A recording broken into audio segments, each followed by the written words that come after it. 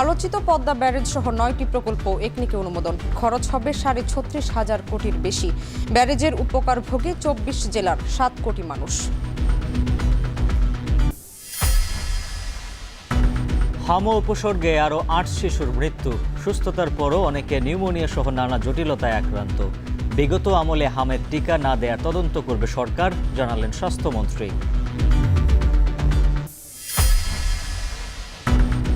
নারায়ণগঞ্জে আবারও gas cylinder বিস্ফোরণ, দগ্ধ 12 জন, বার্নে ভর্তি। সর্বোচ্চ চিকিৎসা ও তদন্তের আশ্বাস সরকারের। 17 মাসে জেলায় লিকেজ থেকে বিস্ফোরণে 275টি দুর্ঘটনা।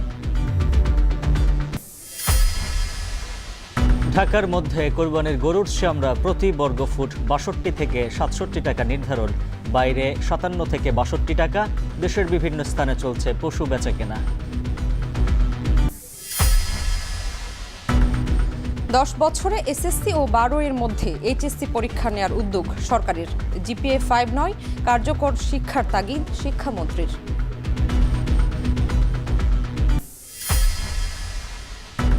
জুলাইয়ে মানবতাবিরোধী অপরাধে শামীম ওসমান, ছেলে ভাতিজা সহ 12 জনের বিচার শুরু ট্রাইব্যুনালে। গ্রেপ্তারি পরোয়ানা জারি, 10 জুন সাক্ষ্য গ্রহণ।